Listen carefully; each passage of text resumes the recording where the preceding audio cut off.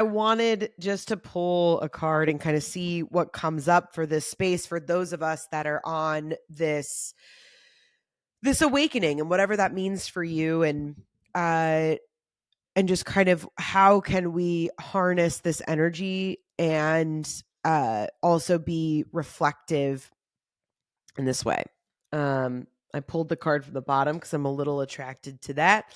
So, as always, if you're new to this, my name is Rachel LaForce. I am a comedian and spiritual speaker. All of my work is about harmonizing the chaos and comedy that is life to the things that we cannot see and the things that are the most magical and the most spiritual. Because healing is hilarious, baby. So, in the event you're like, who is this woman? That's who I am. So if this is your first time watching a card pull, I'm just going to go ahead and close my eyes. I say a little bit of a prayer of protection for me and for you, and that what we need to hear and feel acknowledged by, and what we need to be pointed towards will reveal itself. All right, here we go. Okay, I'm doing two things. This was interesting, and we'll see. Okay, well, that makes sense. So, interesting. The first card that I just pulled from the bottom, when instinctively I pulled the deck out and I was like, "Ooh, keep it." And that is the animal card. Which I know you can't very clearly see that, but it's this very beautiful, I'm going to identify it as like a wolf eye, but there's like a lot of kind of flora around it, but it's just kind of, there's a lot of shadow to it. So this is a deck from Kim Kranz. This is the Wild Unknown, and this is all about archetypes and different things. So she's a really cool kind of look at this work. So this is the animal. So this was kind of for right now in this energy, and it says the beast, the wild one, the she-wolf. We are mammals. The hair on our chest and between our legs reminds us so. We try hard to define our unrefined animalistic nature. Yet through this archetype, we tap into power and direction. So again, I like that of like sitting with this thing, sitting with the parts of ourselves that feel unrefined, the things that we didn't like from this last year, right? That actually taps us into our power and our direction of what we're moving forward with. Activating the animal within means reawakening our relationship to nature in the most broad and embodied sense. Drinking from waterfalls, roaring at the moon, opening eyes underwater, eating berries from the vine. The life force of our planet begs us to set down the devices, the constraints, and the social constructs, and remember the warm blood that pulses through our veins. The animal longs for breath, food, procreation, and physicality. It wants soil under our nails and starlight on our skin. If this all sounds terribly unsophisticated to you, take note that it is said that when Buddha became enlightened, he roared like a great lion. Notice your resistance to the animal within. Where does it come from? What has it kept you from doing? The animal demands that we get comfortable in our own skin. The minute you accept, express, and celebrate the physical body, you are tapped into your animal energy. It's vital, elemental, alive, and dances. Yeah, so I really like that idea of it feels very raw. There's so many things we can take away from that, right? But like for me, it's just this really raw, energetic life force.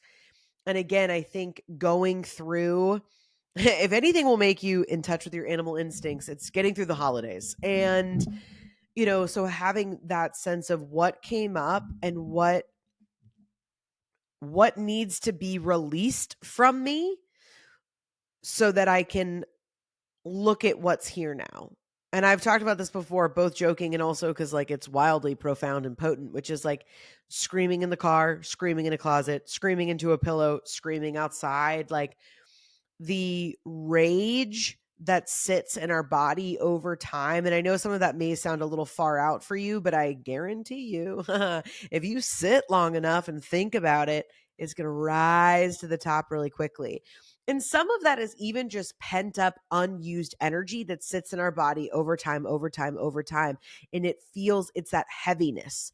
It's that emptiness. It's that, so close. It's that itch you can't scratch. And just being able to, It's also very sexy. But just being able to get that low hum, that scream, getting all of that out of you on a cellular level, just like freeze you up. Is it San? I just paused. I'm like, is it Sans? Yeah. The word for fire is Agni. Agni. The ancient yogis saw this flame at the center of the abdomen and believed it was to be responsible for our vitality. The ancient yogis saw this flame as the center of our abdomen and believed that it was responsible for our vitality. When it is lit, we are connected with our purpose and sense that life is a sacred gift. It is said that those who cannot see the sacred around them have their inner flame go out. Think of this card as a call to reignite that fire, to cup your hands gently around those things that you've forgotten and protect that flame, no matter how harshly the winds around you blow. It could be an inner archetype that begs you to light its wick. It is likely that the poet, the mystic, or the shaman would call to you with the language of the flame. So when lit, this is health, mental clarity, and good digestion. The archetypal fire is at the beginning of all transformation, purification, and manifestation. Nearly every spiritual lineage honors the flame. Yeah, so I think the part of this that I was the most attracted to is the idea of protecting your flame. And so I think really it's the ownership and allowing it just to be yours. I think sometimes I know I'm guilty of it, of like, you know, but everybody has to see it and everybody has to acknowledge it and it's like, no, accepting and knowing that it's there and that it's your vitality. It is there to support you. Period. End of sentence. It is there to support you and your vitality. We're also going, this is now an 8-year, 2024. 2 + 2 + 4 is 8. 8 is all about life force and vitality. And this is really a good year for that momentum and moving forward. So really all of the ways of how can you tap into that inner flame? How can you protect it? How can you allow it to guide you as your vitality? One of the negative sides of the 8 is burnout. So how can you, again, sink into what is, accept the parts of yourself that are unfinished, that are imperfect? How can you fully accept them, integrate them, allow us to let go, scream out what are the things that we don't need, and really reaching out, what are the beautiful colors, what is the reflection that you want to create in this bridge of moving forward? And knowing that where you're going is protected by your own vitality. It's there by that flame. And I don't know what that answer is for you, because all I know is me. But I am so grateful. I know this card reading was a little bit longer than some of them, but I really trust that this offering is something that really makes sense to you, that you needed to hear, is something that you can implement.